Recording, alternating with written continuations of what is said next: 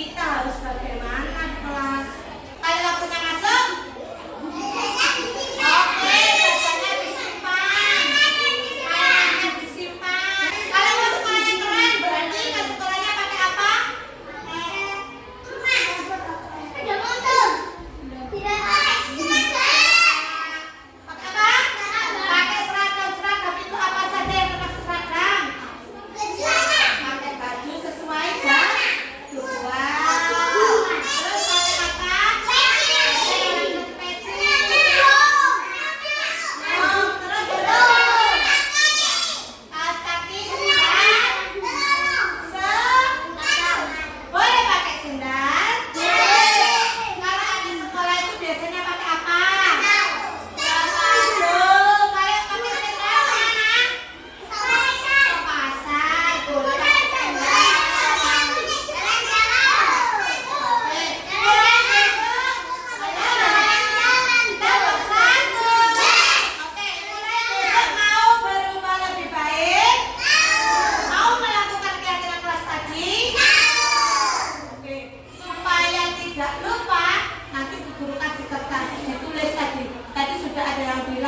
Pakai seragam, mainannya disimpan, nanti ditulis di kertas, dikasih ke guru.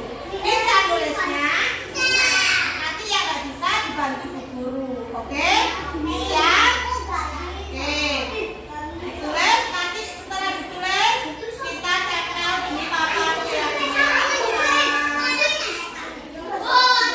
Tadi lo keyakinan kelasnya apa? Sepakatnya apa?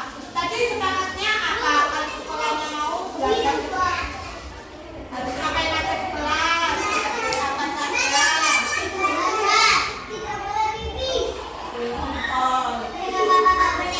Ambil pensilnya ya.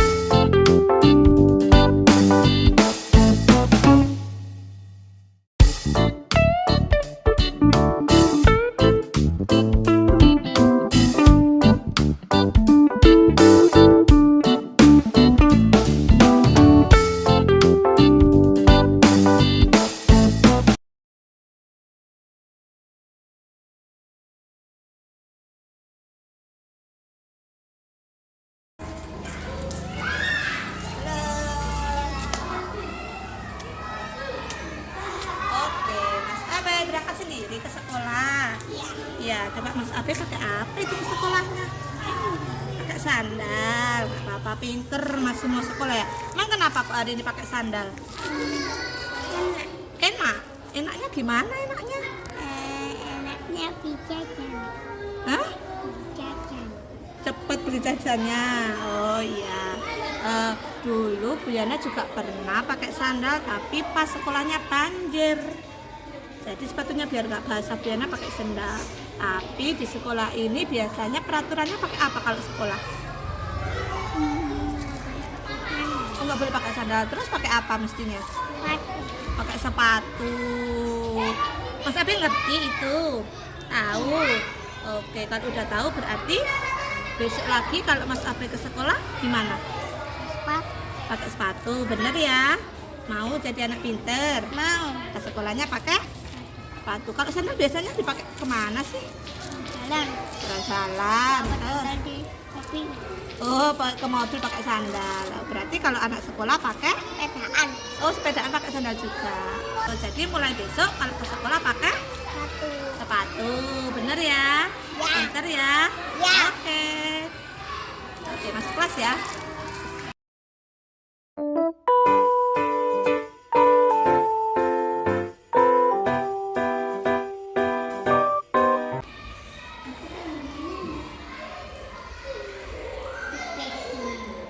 Oke, yuk masuk yuk. Beres-beres dulu yuk. Loh, kok langsung ke sini? Hah? Kan tadi habis mainan loh. Seneng mainnya?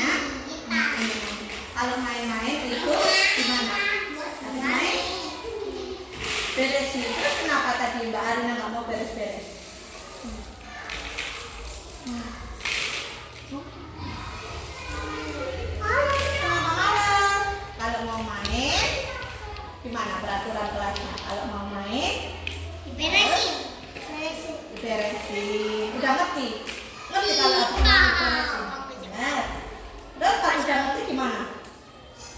Mau? Mau? Mau Pak beresin? Anak pintar? Benar mau beresin? Habis main langsung dibereskan. Ada temennya beresin ya. Oke?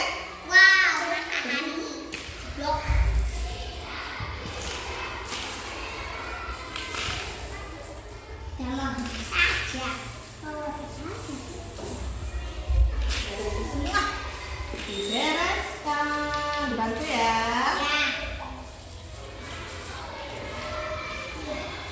Biar apa sih mainannya diberesin? Biar kelasnya apa? Biar kelasnya bersih. Terus rapi. Terus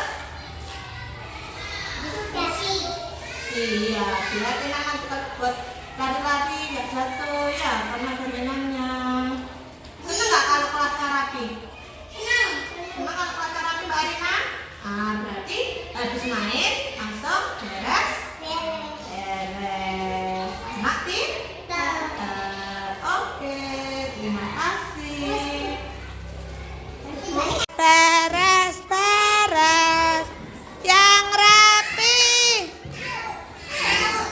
Ayo beres, beres. Ayo beres, beres. Yang rapi. Yang rapi. Ayo beres-beres yang rapi.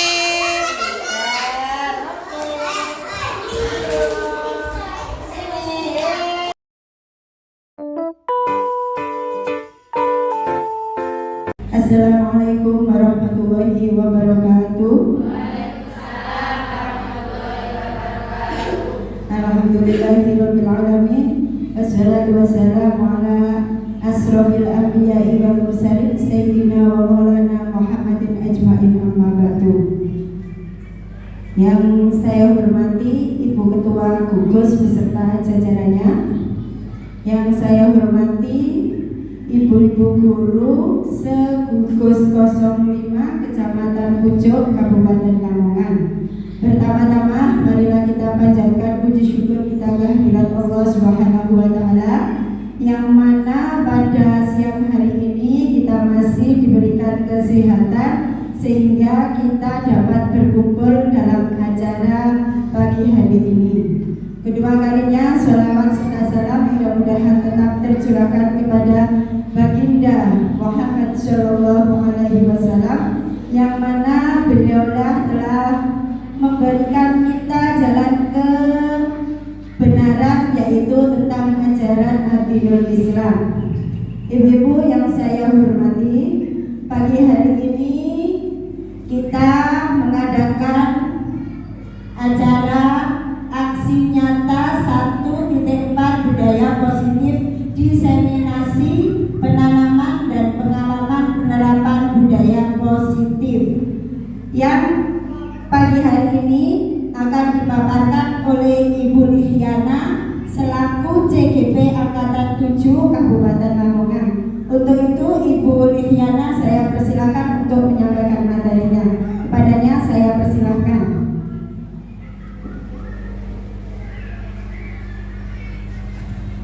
Assalamualaikum warahmatullahi wabarakatuh.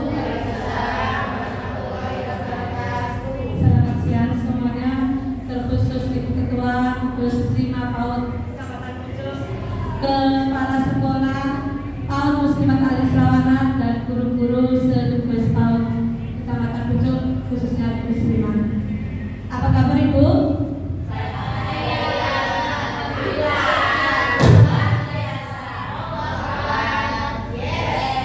Selamat siang, Kak Loyo. Apa kabar hari ini? Alhamdulillah, luar biasa. Allahu Akbar. Yes. Dengan semua di sini adalah guru-guru hebat. Oke. Salam sehat dan bahagia. Itu adalah moto dari guru penggerak. Oke. Ibu, dengan saya harap untuk selanjutnya akan terinspirasi untuk mengikuti CGP. Ya Bu, encam Bu, saestu. Ibu perkenankan hari ini saya memaparkan tentang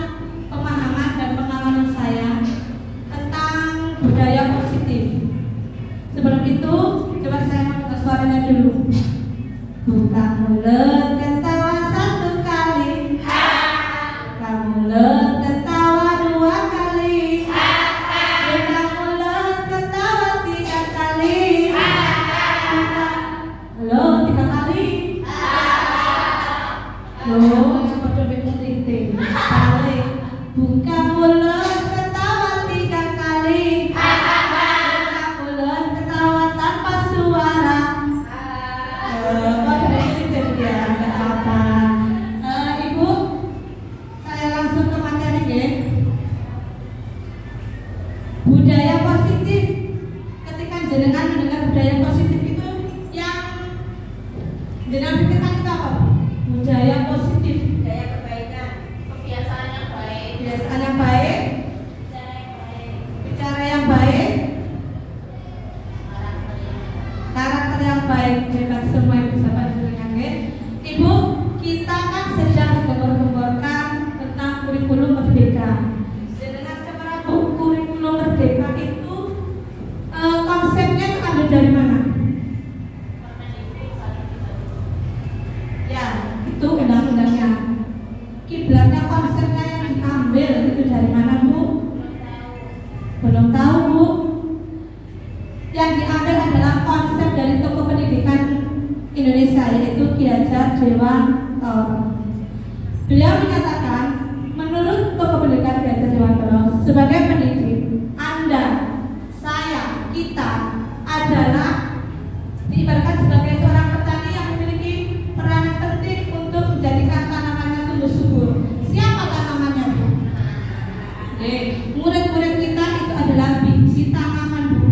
Bagaimana biji tanaman itu nanti akan tumbuh dan berkembang dengan baik, itu tergantung kita sebagai petaninya. Terus ditanamnya di mana, Bu? Cilacap. Adanya itu sekolah jenengan itu, Bu. Lembaga jenengan, kelas jenengan itu adalah ladangnya, sawahnya. Dengan demikian, salah satu tanggung jawab seorang guru adalah bagaimana menciptakan suatu lingkungan positif yang terdiri dari warga sekolah yang saling mendukung, saling belajar, saling bekerjasama, sehingga tercipta kebiasaan-kebiasaan baik. Dari kebiasaan-kebiasaan baik akan tumbuh menjadi karakter-karakter baik bagi seluruh warga sekolah, dan pada akhirnya karakter-karakter dari kebiasaan-kebiasaan baik akan membentuk sebuah budaya positif. Jawaban jenengan tadi semuanya benar, Ibu. Jadi dari hal-hal kecil yang baik-baik itu, Bu, dibiasakan setiap hari di sekolahan. Untuk melaksanakan itu harus ada kolaborasi seluruh warga sekolah, bukan hanya murid saja, bukan hanya guru saja, tapi seluruh warga sekolah, baik guru, murid, dan kepala sekolah, serta seluruh ekosistem yang ada di sekolah. Sampai sini paham, Bu, tentang budaya positif? Oke, ada pertanyaan teman tentang setuju atau tidak setuju? Ada 3 pertanyaan. Yang pertama, hukuman dapat mendisiplinkan anak. 2, pemberian hukuman dengan hal positif seperti membaca atau membersihkan halaman sekolah dapat meningkatkan disiplin anak. 3, memberi penghargaan dapat meningkatkan motivasi belajar anak. Monggo, siapa yang menjawab pertanyaan 1? Pertanyaannya cuma menginginkan jawaban setuju atau tidak setuju. Pertanyaan pertama. tidak setuju. Monggo. Yang nomor pertama tidak setuju karena pada dasarnya anak itu tidak mendapat hukuman, tetapi mendapat kasih sayang, diarahkan agar anak itu bisa disiplin. Terima kasih. Jawaban luar biasa sekali. Yang kedua, pemberian hukuman dengan hal positif seperti membaca atau membersihkan halaman sekolah dapat meningkatkan disiplin anak. Monggo, siapa, Bu, yang mau menjawab? Setuju atau tidak setuju? Tidak setuju juga. Karena apa? Nanti anak itu hanya mau membaca ketika dia akan merasa bersalah saja, dia akan mau membaca, dan dia mau menjaga kebersihan jika dia diperintahkan karena melakukan pelanggaran saja. Oke, Mas. Jawaban jenengan sangat luar biasa semua, Bu.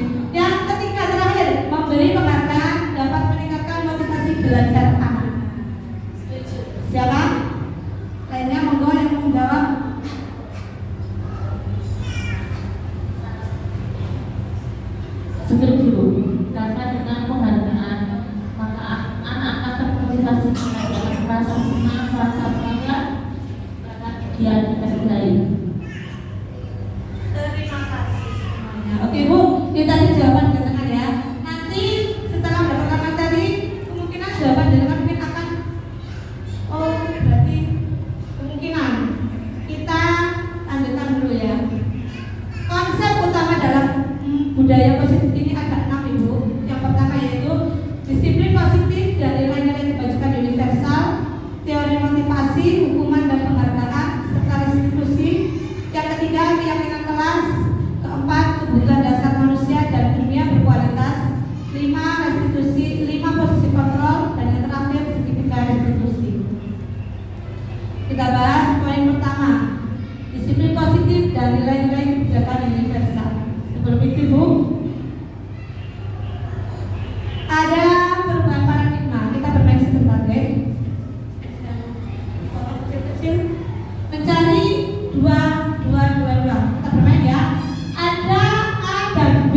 Oke, dengan sama satu temannya. Sebelah secari kertas kecil. Tuliskan benda atau sesuatu yang sangat berharga untuk jenengan. Silakan ambil bolpennya Ibu. Kecil-kecil saja, kecil saja, apa? Kecil saja. Anggaplah di kertas itu adalah benda atau barang yang sangat berharga buat jenengan semua.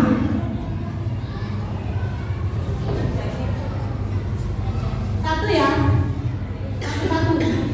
Jangan semua. Jadi satu kelompok itu satu yang pegang kertasnya. Misalnya Mbak Bunda sama Bu Ana yang tulis, nanti yang pegang. Terserah benda yang sangat berharga buat jenengan.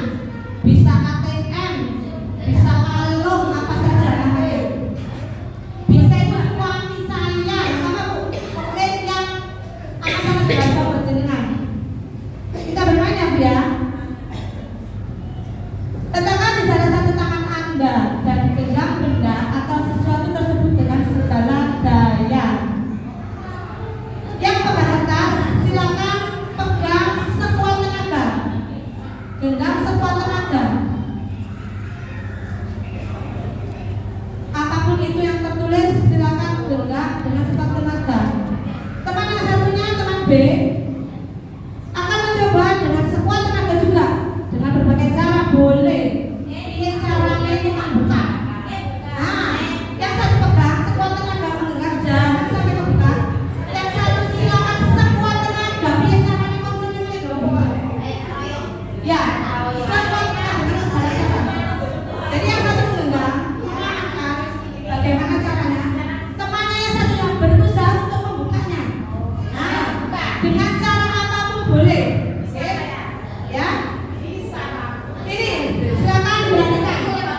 Yang B ya bisa mengujuk, mengancam, hampir merayu, memuat apa saja akan dapat masukkan ke dalam tangan Anda. Silakan ya. Saya kasih waktu 30 detik. Silakan mulai dari sekarang. Silakan dibuka.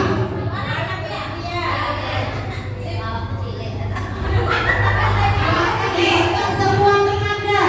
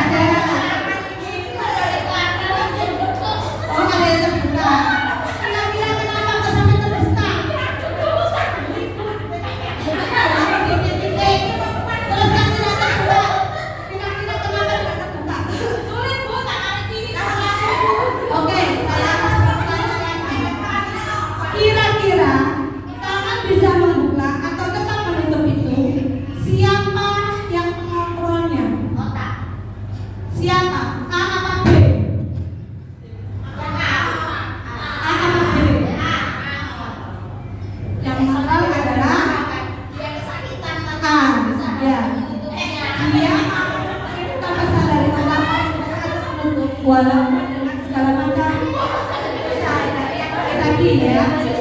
Jadi yang mengontrol adalah diri sendiri. Bisa kan orang lain mengontrol? Tidak bisa. Hanya diri sendiri. Oke. Selanjutnya perubahan paradigmanya. Teori kontrol atau teori pilihan. Ilusi kontrol. Ternyata ibu mengontrol orang yang selama ini kita anggap bahwa kita itu mampu mengontrol orang, kita mampu mempengaruhi orang, itu semua hanya ilusi. Ya, seperti ilusi guru mengontrol murid. Jadi kan seolah-olah bisa deh. Oh, anak ini nanti tak mungkin pasti guru pasti PA. Ternyata ibu itu hanya ilusi. Ya, mau tidak mau itu yang kontrol adalah diri sendiri anak tersebut. Ilusi bahwa kritik dan membuat orang merasa bersalah dapat menguatkan karakter. Ilusi juga. Ilusi bahwa semua penguatan positif efektif dan bermanfaat. Yang terakhir, ilusi bahwa orang dewasa memiliki hak untuk memaksa. Itu semua ilusi, Bu. Tapi seolah-olah itu kita yang mengontrol. Tetap yang mengontrol adalah diri sendiri, orang yang bersangkutan tersebut. Selanjutnya, siapa sesungguhnya yang memiliki kontrol? Ini ada dua teori, Bu. Stimulus respon dan teori kontrol atau pilihan. Zaman dulu dan zaman sekarang, ya. Yang stimulus respon, kita mencoba mengubah orang agar berpandangan sama dengan kita. Kita sering mempengaruhi orang berpikir kita biasanya. Tapi ternyata itu di teori kontrol kita berusaha memahami pandangan orang lain tentang dunia. Kita tidak boleh egois, ya. Kita harus memahami pandangan orang lain tentang dunia. Ya, bukan kita yang mengontrol mereka untuk dia sama dengan kita. Selanjutnya, perilaku buruk dilihat sebagai suatu kesalahan. Dia nopong G.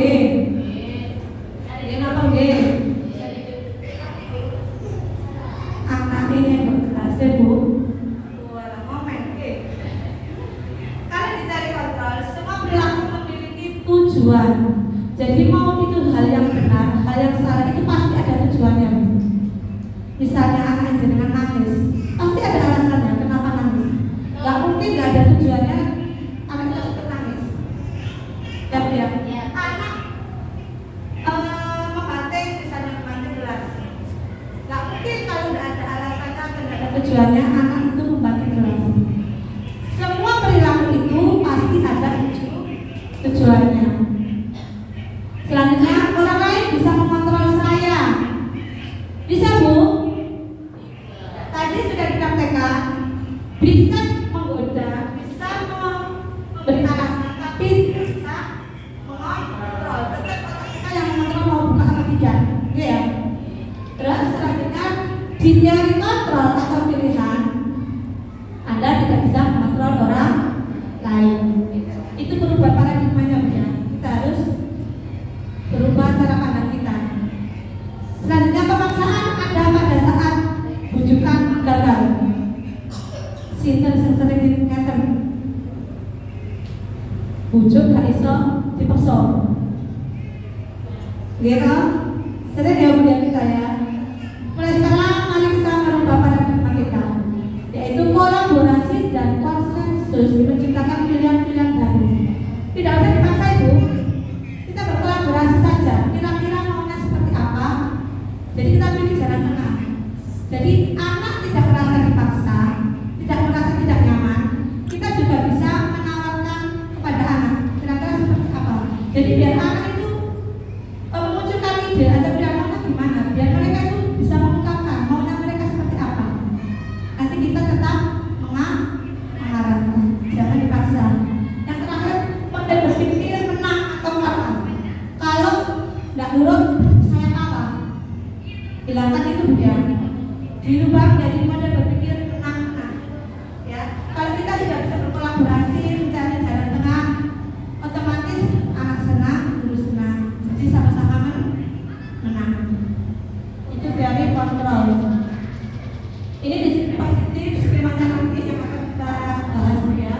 Teori kontrol ini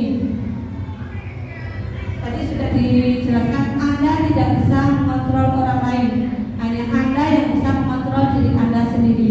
Setuju Bu? Selanjutnya, semua perilaku memiliki tujuan. Tidak ada sesuatu dilakukan tanpa alasan atau tujuan. Yang ini pada berpikir, menang-menang, kolaborasi dan konsensus, menciptakan pilihan-pilihan baru.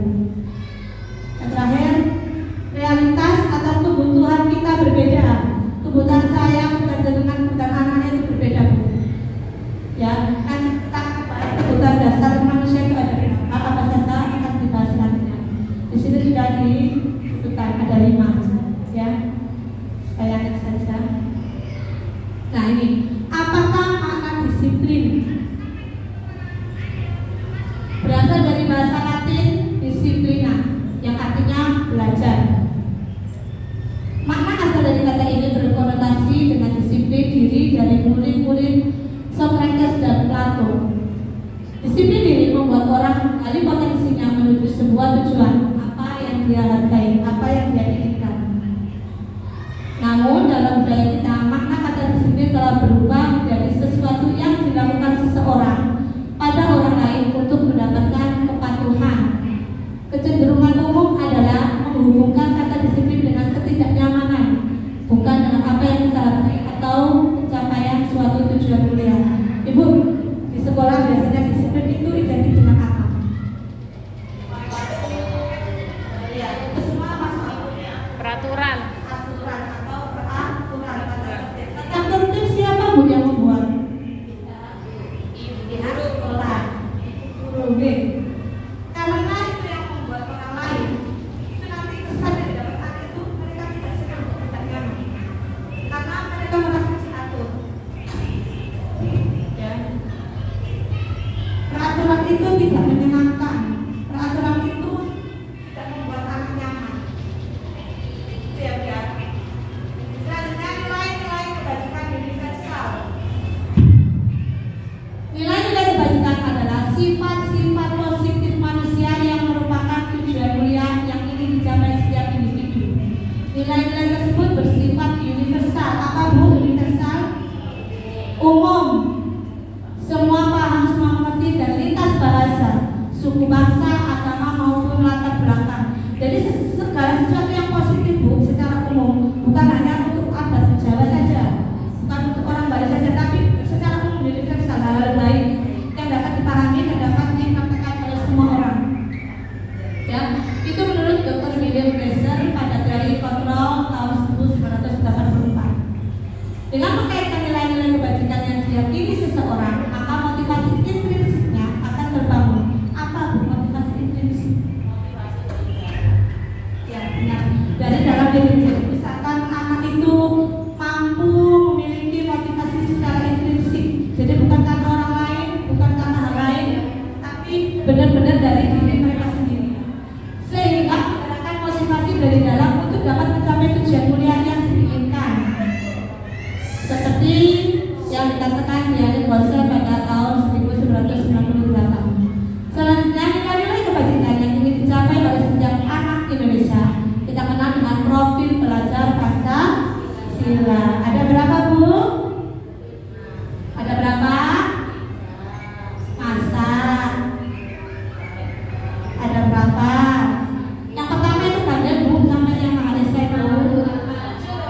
Ada 1, 2, 3, 4, 5, 6, 7, 8. Jadi kalau kita bisa mencerminkan kita sebagai pelajar yang punya profil pelajar Pancasila, otomatis mereka sudah berbudaya positif karena nilai-nilai dalam profil pelajar Pancasila itu sudah termasuk nilai-nilai positif. Kalau sudah ada membiasakannya berarti sudah tercipta budaya positif di satu lembaga tersebut. Selain ini juga nilai yang di profil pelajar Pancasila Bu ya. Selain ini juga banyak sekali nilai-nilai positif. Seperti apa Bu? Hal-hal positif yang bisa diterapkan di sekolah. Kalau cuci tangan itu berasal masuk ke kesehatan, menjaga kesehatan.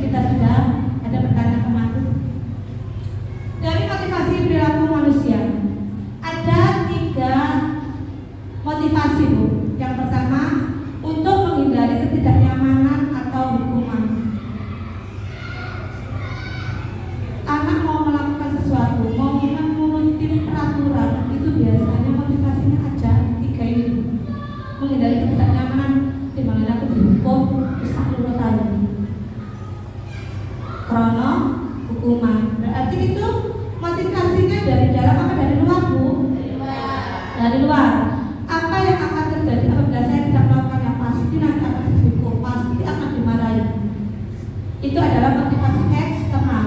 Yang kedua, untuk mendapatkan imbalan dari orang lain atau institusi.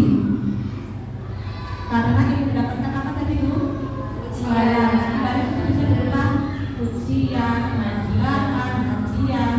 Apa yang akan saya dapatkan akibatnya? Saya melakukannya. Berarti dia melakukan hanya untuk mendapat imbalan tersebut. Berarti juga termasuk motivasi eksternal. Yang terakhir, untuk menghargai diri sendiri. Saya akan menjadi apa yang seperti apa bila saya melakukannya. Jadi yang insunya itu untuk merubah dirinya, bukan untuk mendapatkan hal-hal yang tersebut tadi yang eksternal. Ya, ingin memperbaiki dirinya, ingin mendapatkan nilai-nilai kebijakan pada dirinya. Itu berarti sudah untuk dari dirinya sendiri. Berarti itu adalah motivasi internal dari dalam diri sendiri. Oke, otomatis tujuannya yaitu disiplin positif karena ingin memperbaiki dirinya sendiri, bukan mendapatkan imbalan atau bukan untuk menghindari hukuman. Ini ya, ada berapa motivasi dalam manusia? Ada 3. Yang pertama, untuk menghindari ketidaknyamanan atau hukuman. Yang kedua, untuk mendapatkan imbalan. Yang ketiga, untuk menghargai diri sendiri. Nah, ini Bu Piasa Dewantoro, merdeka. Menurut Piasa Dewantoro, merdeka itu artinya tidak hanya terlepas dari perintah. Bukan kok saya sudah tidak dipengaruhi orang lain, berarti saya sudah berkah. Bukan.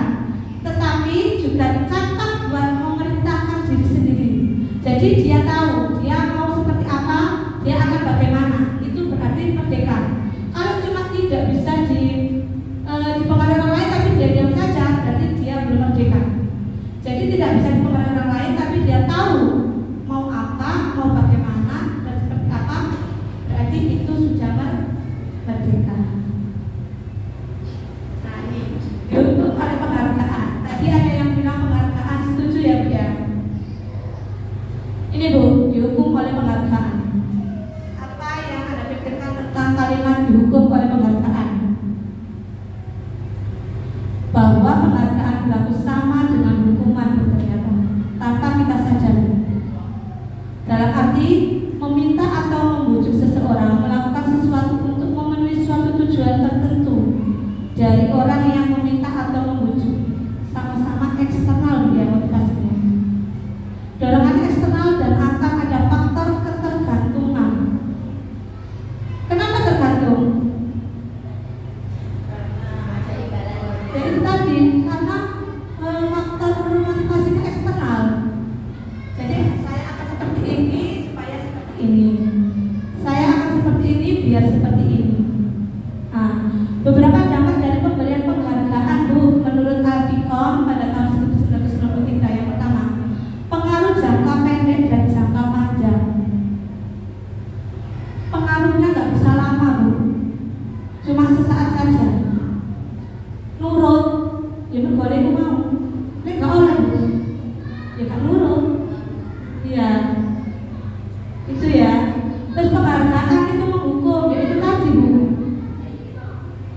karena niatnya mau melakukan itu supaya mendapat itu. Nanti saya tidak, kalau saya tidak mendapat itu, nanti pasti orang masyarakat akan juga. Nah, seperti itu ya.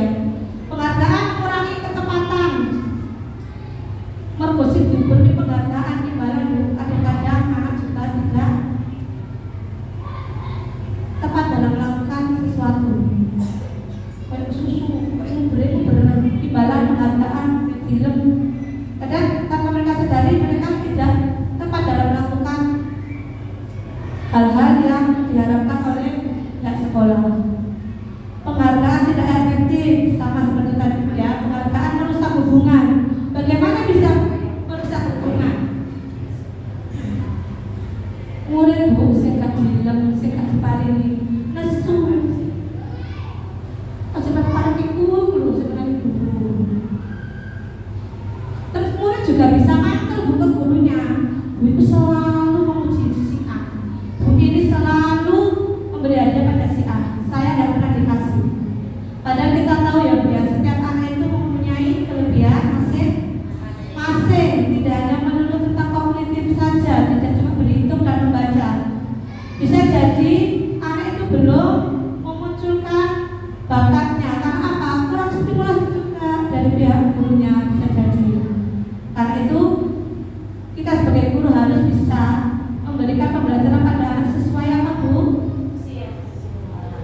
bangga dan kebutuhan. Karena anak itu mempunyai bakat yang berbeda-beda sehingga kebutuhannya juga berbeda-beda.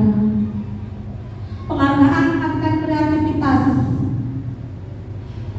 Seringkali anak kalau melakukan sesuatu hanya untuk mendapatkan penghargaan, nanti dia tidak bisa kreativitasnya itu tidak bisa berkembang, karena nilainya hanya ingin mendapatkan imbalan dari guru sesuai apa yang diinginkan guru, padahal mereka bisa mengembangkan kreativitasnya lebih berkembang lagi, tapi patokannya hanya seperti yang diinginkan guru saja. Jadi mereka stuck di situ saja, seperti kemauan guru, padahal harusnya mereka lebih bisa berkembang. Penghargaan meningkatkan kreativitas itu tadi ya. Terakhir, penghargaan mengurangi motivasi intrinsik. Otomatis karena dia hanya menginginkan penghargaan imbalan, otomatis motivasi yang dia punya hanya motivasi eksternal atau dari luar. Nah ini Bu, bentuk program kebajikan atau apresiasi. Kita boleh mengapresiasi anak Bu, ya, tapi harus seperti ini, memberikan apresiasi atau pengakuan. Perlu diingat beberapa hal. Yang pertama, beri pengakuan secara khusus. Misalnya, Nak Mahmuda kemarin pintar sekali ya, Nak Mahmuda, gitu ya, Nak Mahmuda. Terus selanjutnya, beri pengakuan secara pribadi antara guru dan murid, gitu ya. Kalau bisa didekati anaknya. Kalau nanti secara umum ini Bu, kalau yang dipanggil cuma anak Mahmuda saja, yang lain nanti iri.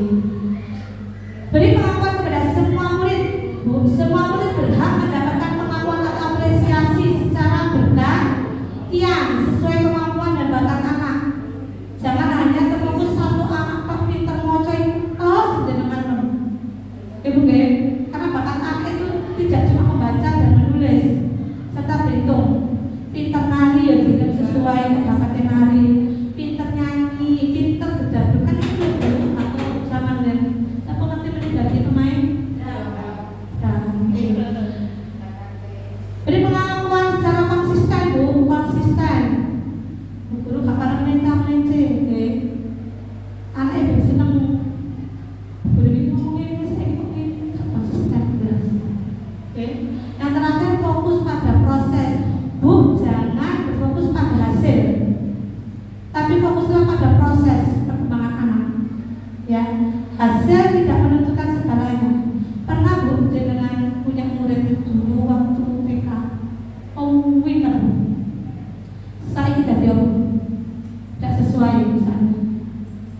Itu berarti hasil tidak perlu difokuskan yang penting proses. Ibu biar winter kumar cepat ibu dia ternyata Bu. Dan jadi nurut, matu koteka, morsal, korano, ibu nih. Aku biar kumar ibu putih ramai ini, sakit yang bebas tadi. Ya Bu ya, itu hal-hal kecil proses yang dialami anak yang kadang kita itu lemah. Ya, jadi proses harus amat sangat diperhatikan bagaimana anak itu berkembang dalam pertumbuhannya. Ini contoh pengakuan atau apresiasi kebajikan Bu. Ini adalah kalimat-kalimat yang bisa digunakan oleh ibu guru. Ada kalimat pembuka seperti ini. Kemarin saya perhatikan atau kemarin ibu guru perhatikan. Nah, nilai kebajikan apa yang dimiliki anak ibu? Itu yang diangkat. Rasa empatimu besar sekali kepada si A. Situasinya apa? Itu pada saat menolong murid baru di kelas kita.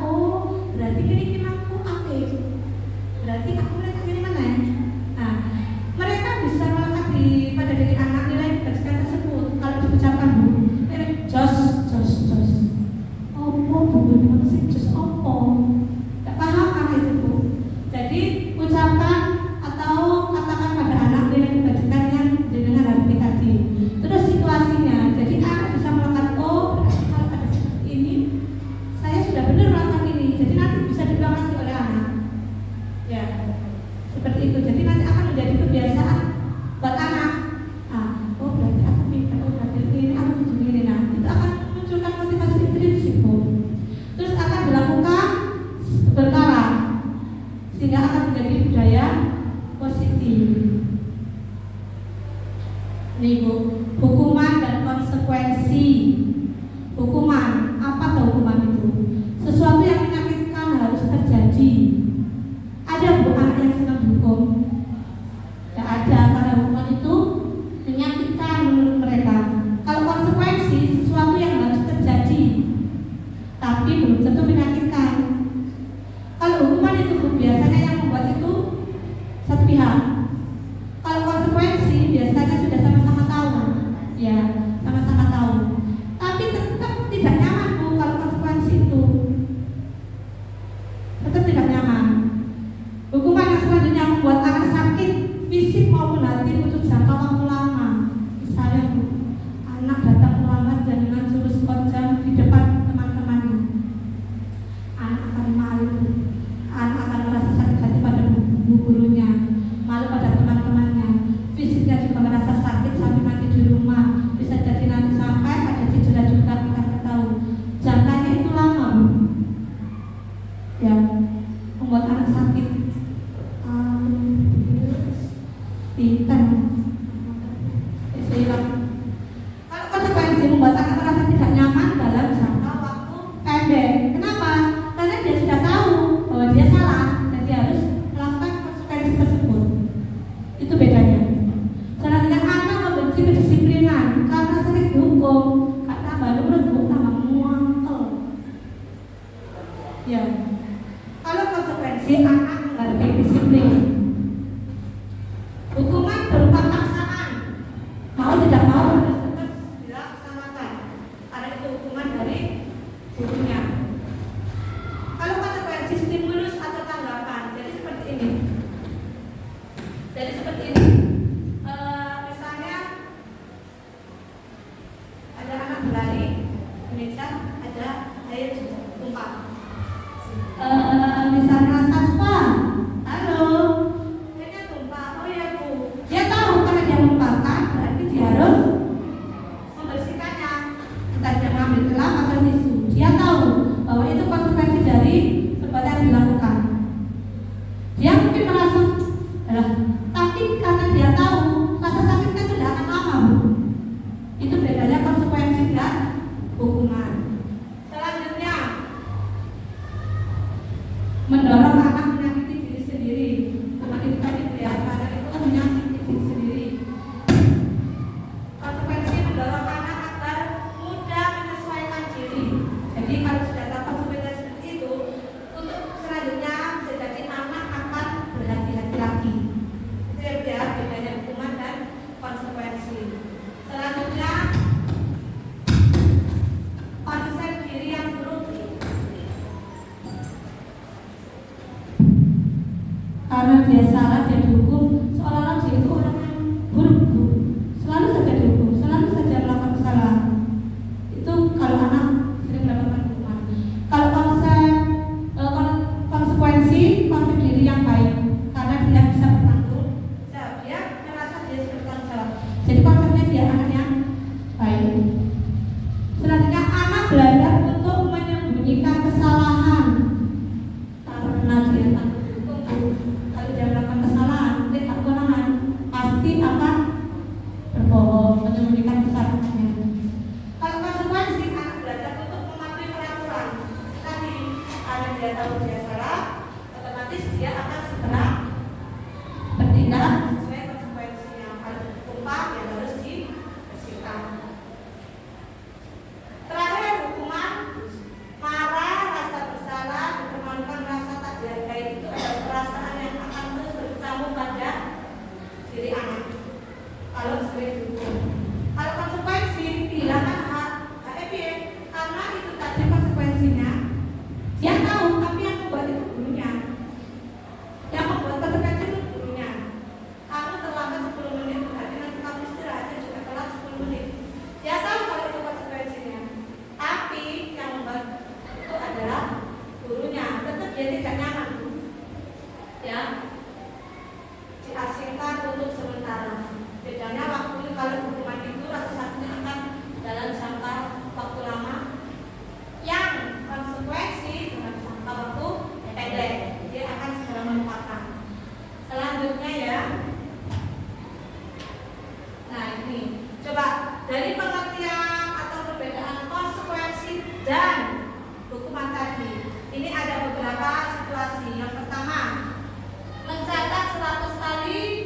dalam buku kalimat, saya tidak akan terlambat lagi karena terlambat ke sekolah. Kira-kira ini masuk konsekuensi apa? Hukuman. Nah, yang kedua, lari mengelilingi lapangan basket 2 kali karena terlambat hadir di sekolah. Hukuman. Murid diminta untuk push up 15 kali karena tidak menggunakan masker ke sekolah. Hukuman atau konsekuensi? Oke, simpan ya jawabannya. Menggantikan kertas tugas teman yang telah dicoret-coret. Konsekuensi. Membersihkan tumpahan air di meja tulis karena tersenggol pada saat belajar. Murid disuruh untuk mengenakan sepatu seharian di sekolah karena tidak mengenakan sepatu hitam. Ini melepas maksudnya ya, mohon maaf tipu. Selanjutnya, lari mengelilingi lapangan basket 2 kali karena terlambat 10 menit untuk pelajaran fisika. Kita simpan jawabannya dan kita close. Ini jawaban yang benar. Karena dia apa? Terlambat. Coba kalau dia tidak terlambat, otomatis dia tidak akan menerima konsekuensinya. Jelas ya Bu? Oke, saya lanjut lagi. Apa itu restitusi?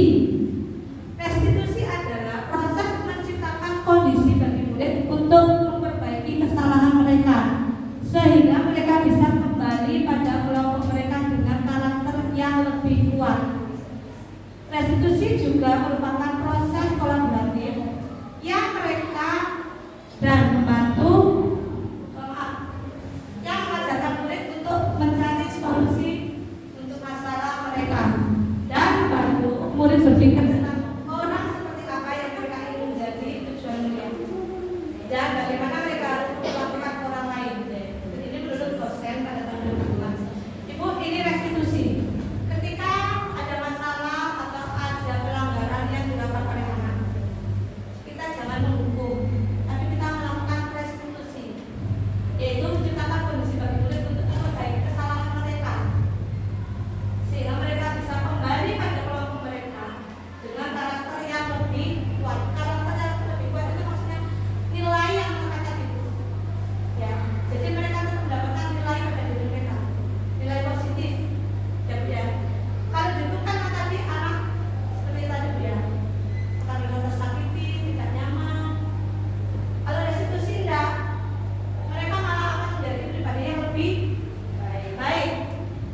Karena yang ditawarkan oleh gurunya itu nanti adalah tawaran-tawaran penyelesaian masalah, bukan berfokus pada masalahnya, tapi bagaimana menyelesaikan atau mencari solusi untuk permasalahan yang dialami anak. Nanti akan dibahas lagi di restitusi.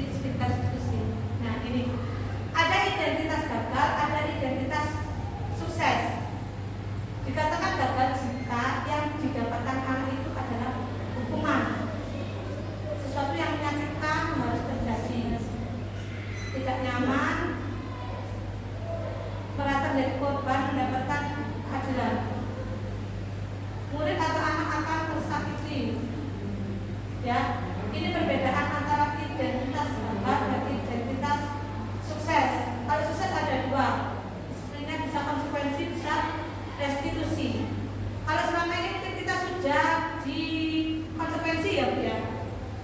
Setelah ini mari kita belajar untuk ke restitusi, ya. Jadi kalau tadi konsekuensi anak masih merasa tidak nyaman, kedepannya mari kita menyelesaikan masalah anak itu melalui restitusi. Jadi sama-sama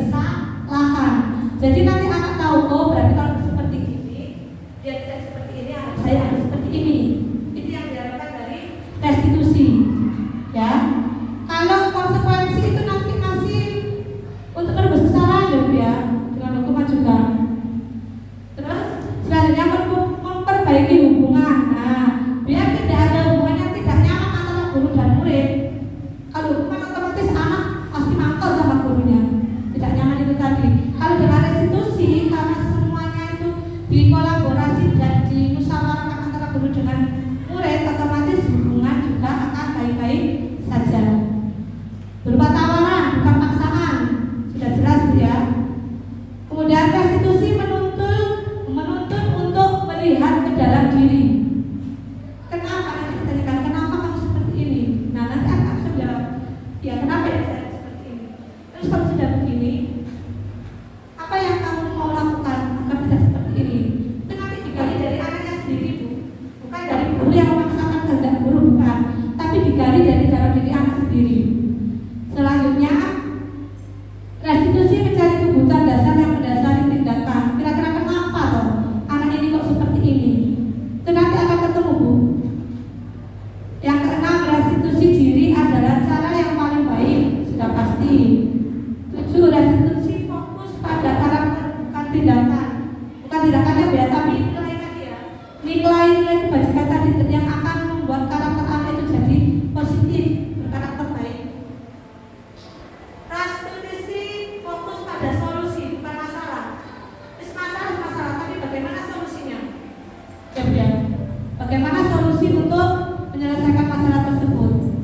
Restitusi mengembalikan murid yang berbuat salah pada kelompoknya. Jadi karena mereka bisa memperbaiki dari dirinya sendiri, mereka tidak akan merasa kecil pada teman-temannya, tidak akan merasa malu, tidak akan merasa tersakiti. Nah, ini adalah restitusi yang pernah saya lakukan di lembaga saya. Ketika ini yang pertama, ini ketika yang perempuan ini ketika kegiatan beres-beres, Bu, biasanya ya. Ketika saya berani beres-beres, ya nggak mau beres-beres, ya mau langsung ke papan saya. Kalau yang kedua ini ke sekolah tidak pakai sendal, tidak pakai sepatu. Ya, itu saya lakukan praktek restitusi itu pada 2 anak tersebut. Nanti dibahas lagi di sedikit restitusi ya prosesnya. Ini dulu keyakinan kelas. Mengapa tidak peraturan saja? Mengapa harus keyakinan kelas? Nah, ini sama halnya dengan pertanyaan ini, Bu. Mengapa kita memiliki peraturan harus menggunakan helm bila mengendarai kendaraan roda 2? Mengapa kita memiliki peraturan 3M, menggunakan masker, mencuci tangan, dan menjaga jarak 1 sampai 1,5 meter? Mengapa kita memiliki peraturan harus datang tepat waktu pada saat mengikuti pelatihan? Mengapa harus peraturan? Banyakkan peraturan itu nanti memunculkan motivasi apa, Bu? Peraturan eksternal, testimoni. Kalau nanti kita mengarahkan keyakinan kelas pada nilai diri, otomatis untuk mendukung motivasi intrinsik kembali ke nilai-nilai atau keyakinan-keyakinan lebih menggerakkan seseorang dibandingkan mengikuti rangkaian peraturan-peraturan. Jadi dia akan sadar dengan sendirinya, Bu, bukan karena hal-hal di luar. Nih, ciri-ciri keyakinan kelas. Meyakinkan kelas bersifat lebih abstrak daripada peraturan yang lebih rinci dan konkret. 2, keyakinan kelas berupa pernyataan universal dan dibentuk dalam kalimat yang positif. Jadi tidak ada, Bu, kalau peraturan kan seperti ini, dilarang membuang sampah atau sebagai peraturan. Kalau di keyakinan kelas lebih halus, lebih positif. Mari membuang sampah di keranjang sampah, seperti itu. Mari mencintai kebersihan. Jadi kalimatnya itu positif dan tidak dibuat dalam banyak agar lebih mudah diingat. Dapat diterapkan di lingkungan kelas tersebut, otomatis harus dapat dilakukan, Bu. Jangan membuat keyakinan kelas tapi tindakannya tidak bisa dilakukan di kelas, di sekolah. Oke? Dan pembuatannya melibatkan semua warga kelas. Jadi anak berhak ikut, guru ikut, kepala sekolah juga ikut, semua warga sekolah berhak ikut menentukan keyakinan kelas. Keyakinan kelas ditinjau kembali dari waktu ke waktu. Kira-kira sudah terlaksana apa belum? Evaluasi, Bu, kenapa kalau belum terlaksana? Jadi harus tetap ditinjau. Nah, ini dari peraturan kelas kita kembangkan menjadi keyakinan kelas yang akan menciptakan lingkungan yang positif sehingga terbiasa dilakukan dan akan menjadi budaya positif di sekolah. Ini ada peraturan dan keyakinan kelas. Teman-teman, selalu kembalikan buku ke tempatnya.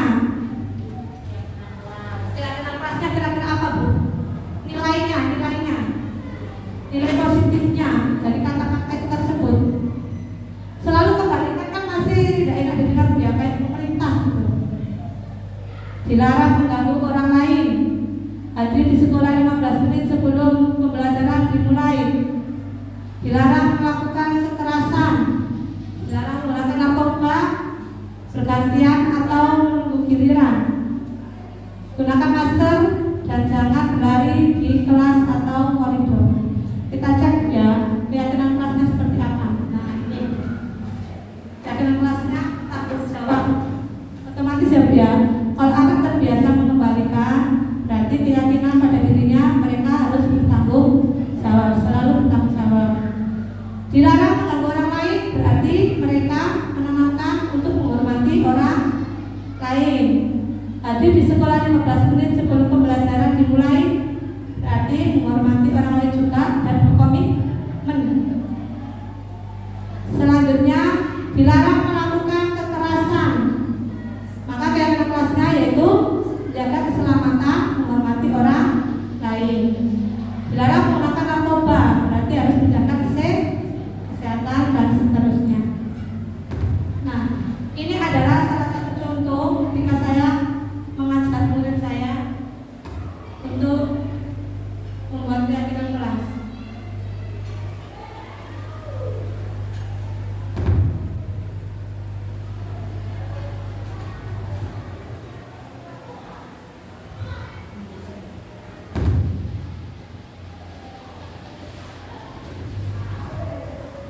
Ini saya tawarkan pada anak-anak membuat keyakinan kelas. Ketika di kelas mereka harus seperti apa dan bagaimana. Mereka nanti akan memunculkan ide-ide mereka sendiri. Nah ini saya tanya ke anak-anak, kalau waktu ada kegiatan mereka akan jawab, jajannya disimpan, mainannya disimpan. Kita menggali dari mereka, bukan kita yang mengucapkan, tapi kita gali kemauan anak. Kemudian biar anak lebih melekat ya, ini kan anak kita ya. Ya, istilahnya bisa. Saya berikan kertas kepada anak untuk menulis. Kebetulan ini adalah anak kelompok B. Ya, beberapa sudah bisa, ada yang sudah bisa menulis, yang nggak bisa nanti kita bantu Bu, kita bantu karena mereka masih TK. Jadi mereka ngomong apa nanti kita bantu menuliskan huruf-hurufnya seperti apa. Nah ini setelah mereka tulis, mereka tempel di papan keyakinan kelas. Jadi mereka akan terkesan dan akan mengingat bahwa mereka sendiri yang menginginkan hal itu. Jadi mereka akan mengingat dan melaksanakan keyakinan kelas. Nah ini mereka menulis sendiri, nempel, bertanya jawab dengan guru, kolaborasi. Karena mereka TK itu ya beda dengan jenjang yang lain, jadi keyakinan kelas tersebut disosialisasikan kepada wali muridnya agar mereka ibu-ibunya tahu. Ya, jadi seperti dulu saya pernah Bu, mereka itu suka jajan dan membuang sampah sembarangan. Karena kita mengkondisikan, mensosialisasikan kepada orang tua, jadi biar keyakinan kelas itu bisa dibawa ke rumah. Jadi bukan hanya di sekolah saja, dan di rumah juga tetap terlaksana keyakinan kelas tersebut. Kebutuhan dasar manusia dan dunia berkualitas. Ada 5 kebutuhan dasar manusia dan ini harus dipenuhi. Kasih sayang dan rasa terima, penguasaan, kesenangan, kebebasan, bertahan hidup. Kasih sayang contohnya seperti apa? Anak? Ya, tidak dibentak-bentak, sayang ya. Kalau penguasaan, mereka merasa mampu melakukan sesuatu. Saya berhasil. Terus kesenangan, mereka senang apa? Kesenangan juga kebutuhan Bu. Saya senang shopping, jangan senang shopping misalnya, itu juga kebutuhan. Kebebasan, saya mau karaoke misalnya, saya nggak mau dikekang, itu juga kebutuhan. Kalau dengan dikekang pasti akan berontak dan bertahan hidup. Saya lapar butuh makan, itu juga kebutuhan hidup. Dan itu harus dipenuhi. Ini yang kelima, posisi kontrol. Ada 5 posisi kontrol Ibu. Guru, posisi kontrol guru di sekolah sebagai penghukum, membuat rasa bersalah sebagai teman, sebagai pemantau, sebagai manajer. Dari kelima ini, alangkah baiknya kita menjadi yang mana, Bu? Teman, kawan. Yang paling baik dan paling disarankan adalah menjadi manajer. Jadi manajer. Ini ada ciri-cirinya atau ada contoh-contoh kalimatnya. Nanti bisa di-copy ya, ya, yang paling baik adalah sebagai manajer. Selanjutnya adalah segitiga restitusi. Tadi sudah dibahas tentang restitusi. Ada segitiga yang ada 3 tahap dalam melakukan restitusi. Tidak hanya mengajak ngobrol malam itu, tapi ada 3 tahapannya. Yang pertama, menstabilkan identitas. Yang kedua, validasi tindakan yang salah, dan yang ketiga, meyakinkan. Ini Bu, menstabilkan identitas. Untuk membuat anak yang merasa gagal karena berbuat salah menjadi positif terhadap dirinya. Contoh, guru berkata, berbuat salah itu hal yang manusiawi. Otomatis dari melatih murid. Jadi mereka biar tidak jauh karena melakukan kesalahan. Tidak ada manusia yang sempurna. Bapak Ibu juga pernah berbuat salah. Otomatis dia tidak akan berkecil hati, Bu. Ya. Selanjutnya, validasi kebutuhan. Membantu murid mengenali basic need atau kebutuhan dasar yang ingin dipenuhinya ketika melakukan kesalahan itu. Pada dasarnya setiap tindakan manusia tujuannya adalah memenuhi kebutuhan dasar. Apakah itu penguasaan, kebebasan, kasih sayang dan rasa diterima, kesenangan atau bertahan hidup. Contohnya dengan guru berkata, kamu bisa saja kan melakukan hal yang lebih buruk, tapi kamu tidak melakukannya kan? Kalau dengan seperti ini anak kan senang ya. Berarti dia itu masih lebih baik. Gitu. Apa yang penting bagi kamu? Ditanya seperti itu, maka anak akan menjawab apa yang mereka inginkan. Kamu boleh tetap berusaha menjaga sikap itu, tapi tampaknya sikap yang lain yang baru. Jadi anak-anak menunjukkan ciri-ciri dari dirinya sendiri, tidak dipaksa dan tidak dibuat merasa tidak nyaman dengan kalimat-kalimat seperti ini. Yang terakhir, merayakan keyakinan. Anak melihat kesalahannya dihubungkan dengan norma sosial dan nilai-nilai yang mendasari manusia berinteraksi dengan orang lain. Dengan ini lihat contoh-contohnya. Apa nilai yang kita percaya di kelas atau di sekolah kita dikaitkan dengan kesalahan yang mereka lakukan. Misalnya seperti tadi, ketika anak tidak memakai sepatu, dikaitkan dengan keyakinan kelas yang sudah dibuat. Kemarin kita bikin keyakinan kelas pada sekolah, bagaimana ya? Nah, nanti akan ingat anak itu. Iya Bu ya, pakai sepatu. Itu. Mereka akan ingat keyakinan kelas yang sudah dibuat. Dan dengan itu maka anak nanti akan menunjukkan ide, berarti besok saya ke sekolahnya pakai sepatu ya. Seperti itu. Anak akan memunculkan ide itu sendiri, tidak dipaksa ya. Nah ini adalah hal yang bisa diintervensi pada murid. Apakah kamu berbuat lebih baik? Apakah saat ini kamu sedang menjadi orang yang sedang kamu inginkan? Meyakinkan pada anak. Ya. Apakah wajar membuat kesalahan? Nanti anak akan berpikir dengan pertanyaan-pertanyaan itu tanpa menjas dan menjatuhkan anak, tanpa membuat anak merasa sakit hati. Nah, ini adalah contohnya ketika saya melakukan segitiga restitusi. Nah, ketika teman-teman yang ingin membereskan mainan, yang satu tidak mau, Bu. Nah, ini kita ajak ngobrol. Kenapa kalau ke sini? Kayaknya gini loh. Kita kaitkan dengan keyakinan yang sudah kita buat sebelumnya, bahwa anak pernah mengungkapkan bahwa setelah bermain mainannya bereskan, mereka mau sekolahnya bersih. Nah, itu dikaitkan lagi dengan yang telah dilakukan.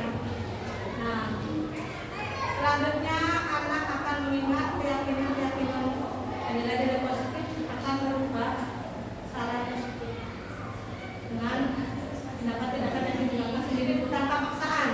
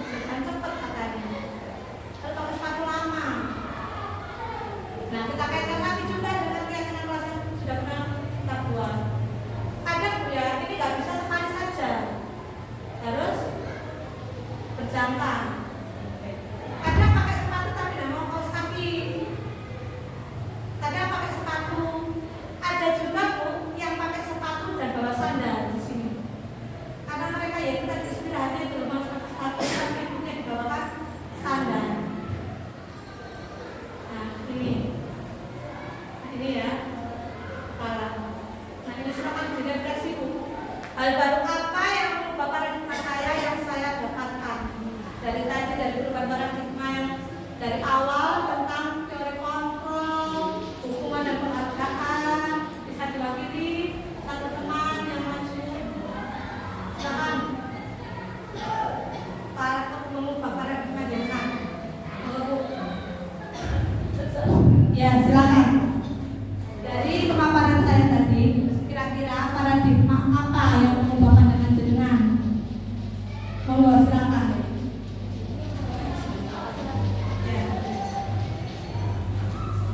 Terima kasih. Ini dari saya. Hal baru apa yang mengubah paradigma saya yang saya dapatkan dari pemaparan kegiatan tadi. Yang asalnya saya itu kalau bersama anak-anak itu sering memberikan hukuman. Nah, dari perhatian di sini, dari informasi di sini, maka akan saya berubah dari hukuman menjadi restitusi. Jadi akan saya ajak anak-anak untuk berkomunikasi bagaimana sekolah itu bisa menyenangkan mereka, memahami guru berasal. Selanjutnya, perasaan apa yang muncul selama mengikuti sesi ini? Perasaan yang muncul pada sesi ini sangat senang dan sangat terinspirasi, mendapatkan ilmu yang baru menurut saya.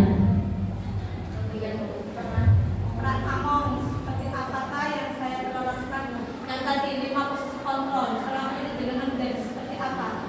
Penghukuman, Ini penghukum dan pemantau mungkin. ya, karena Karena sebelumnya itu, ayo, aturan yang saya ajukan. Akhirnya kan saya melihat aja, oh sudah dilakukan apa belum gitu. Jadi seperti itu judulnya. Lihatnya apa saya Among yang seperti apakah? Bismillah, dengan niat yang baik, mulai hari ini akan menjadi seorang manajer pembelajar di sekolah. Kita sendiri pemaparan dari saya tentang budaya positif. Monggo saran-saran belajar, saya juga masih belajar dan semoga kedepannya akan berimbas ke lembaga-lembaga jenengan untuk menerapkan budaya positif di lembaga jenengan masing-masing. Akhir kata dari saya, mohon maaf jika ada kekurangan. Terima kasih atas kerjasamanya untuk hari ini. Wabillahi taufiq wal hidayah.